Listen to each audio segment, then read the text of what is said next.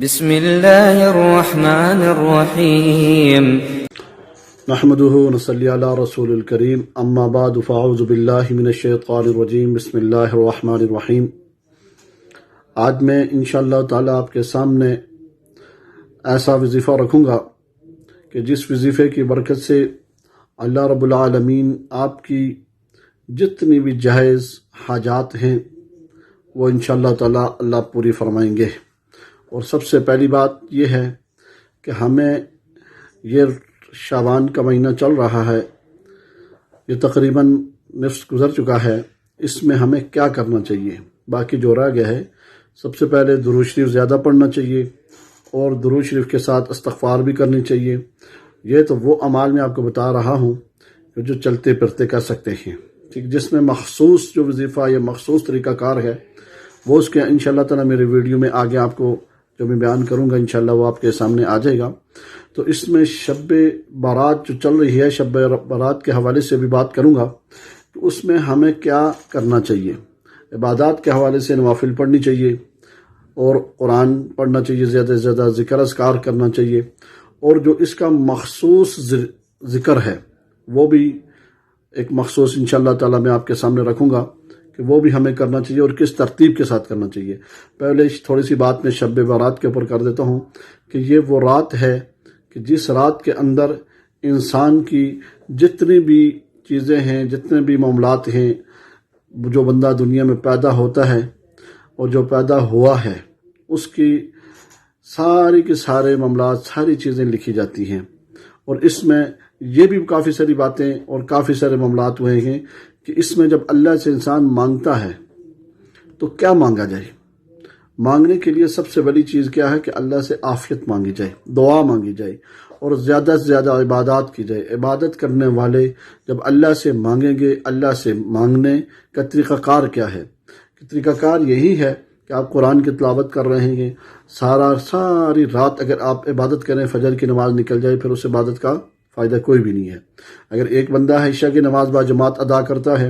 اور فجر کی نماز با جماعت ادا کرتا ہے تو سویا کہ وہ پوری رات اس نے عبادت کی۔ ایک بندہ پوری رات عبادت کرتا رہا، پھر اس کی فجر رہ گئی تو پھر اس عبادت کا کوئی فائدہ نہیں ہے، کیونکہ فجر پڑھنا فرض ہے، نماز کا پڑھنا فرض ہے، اور عبادات جو اس میں ہیں یہ نوافل ہیں، فرض پہلے ادا کرنا ہے۔ یہ میرے ذہن میں رکھیں، جو لوگ فرض پہلے ادا کرتے ہیں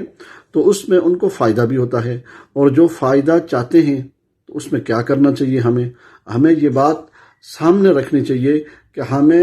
عبادات کے ساتھ ساتھ فرائض بھی ضروری ہیں۔ آج کل لوگ ذکر کرتے ہیں، ذکر کر کے سمجھتے ہیں کہ ہم عبادات کر رہے ہیں، اللہ سے مانگ رہے ہیں، ذکر اذکار کر رہے ہیں، اللہ کو یاد، اچھی بات ہے، کرنی چاہیے، اور یہ بات یہ نہیں سمجھتے کہ ہم اللہ کو مانگ تو رہے ہیں، اللہ کا ذکر تو کر رہے ہیں، مگر فرائض تو ضروری ہے، اس کی چھوٹ تو نہیں ہے کہ جو 5 نمازیں فرض ہیں وہ ہمیں پڑھنی چاہیے اور ہم پر فرض ہے، وہ لازم ہے، وہ اپنے اوپر ان ذکر سے لازم سمجھ لیں کہ یہ ذکر فرض نہیں ہے مگر نماز فرض ہے۔ اور اس کے بعد ہمیں یہ بات ذہن میں رکھنی چاہیے جو میں آپ کے سامنے ابھی وظیفہ بتانے لگا ہوں، اس کی ترتیب کیا ہے۔ یہ شب برات کے اوپر پڑھا جاتا ہے، بہت ہی مجرب عمل ہے، عمل کے ذریعے کوئی بھی چیز پڑھ سکتے ہیں، یہ ضروری نہیں ہے کہ کوئی بھی چیز آدمی مخصوص کر لے، وہ مجرب عمل ہوتا ہے، مجربات میں سے جو چیزیں ہوتی ہیں تو اس میں مجربات پڑھ سکتے ہیں۔ تو آج کے سب سے بڑی جو معاملات ہیں، عبادات کے بعد کیا کرنا چاہیے؟ استغفار کرنا چاہیے، اللہ سے ہر وقت معافی مانگنا چاہیے، استغفار اپنی زندگیوں کے اندر، اور درود شریف، یہ 2 چیزیں اپنے آپ میں ایک معاملات میں رکھ لیں۔ اس کے بعد پھر ہمیں کیا کرنا چاہیے؟ اس کے بعد اللہ سے مانگنے کے بعد پھر یہ جو وظیفہ میں آپ کو بتا رہا ہوں، یا رزاق کیسے پڑھنا ہے، یا رزاق کیسے پڑھنا ہے، اس میں پہلے 11 مرتبہ درود شریف پڑھنا ہے، 11 مرتبہ درود شریف پڑھنے کے بعد پھر یا رزاق پڑھنا ہے۔ کتنی دفعہ؟ اس کی جو تعداد ہے 11 تسبیح ہیں، 11 تسبیح ہیں۔ کس طرح پڑھنا ہے اس طرح کی ترتیب میں آپ کو سمجھا دیتا ہوں۔ ترتیب یہ ہے، مغرب کی نماز کے بعد شب برات شروع ہو جاتی ہے، ٹھیک ہے؟ اس کے بعد آپ بیٹھ جائیں، بیٹھ کے اچھے کپڑے، صاف ستھرے، خوشبو لگا کر، اگر سفید لباس ہو جائے تو بہتر ہے، اس میں بہت بہتر ہے، اگر ہو جائے ٹھیک ہے، نہیں ہوتا میسر تو پھر کوئی بات نہیں۔ اس میں کیا ہے کہ خوشبو وغیرہ لگا کے پاک صاف ہو کر مسجد میں بیٹھ کر یا گھر کے اندر بیٹھ کے پھر اس کے اوپر کیا ہے کہ 11 تسبیح یا رزاق اول ہر 11 مرتبہ درود شریف، پھر اس کے بعد عشاء کی نماز کے بعد اسی طرح یا رزاق کو 11 مرتبہ، 1100 مرتبہ، اول ہر 11 مرتبہ درود شریف کے ساتھ، پھر اس کے بعد پھر آپ نے تہجد کی نماز کے ٹائم پھر 1100 مرتبہ یا رزاق کو، پھر فجر سے پہلے 1 بجے ہو گیا ہے، تہجد کی نماز شروع ہو جاتی ہے، اس کے بعد پڑھ کے پھر فجر سے کچھ ٹائم پہلے پھر اس کو 11 تسبیح پڑھ لیں، ٹھیک ہے۔ یہ تسبیح آپ کی تقریباً 4400 بنتی ہے، ٹھیک ہے، 4400 مرتبہ، اور اس ترتیب کے ساتھ پڑھیں، اسی ترتیب کے ساتھ پڑھیں گے تو انشاءاللہ تعالیٰ آپ کے جو رزقی معاملات ہیں وہ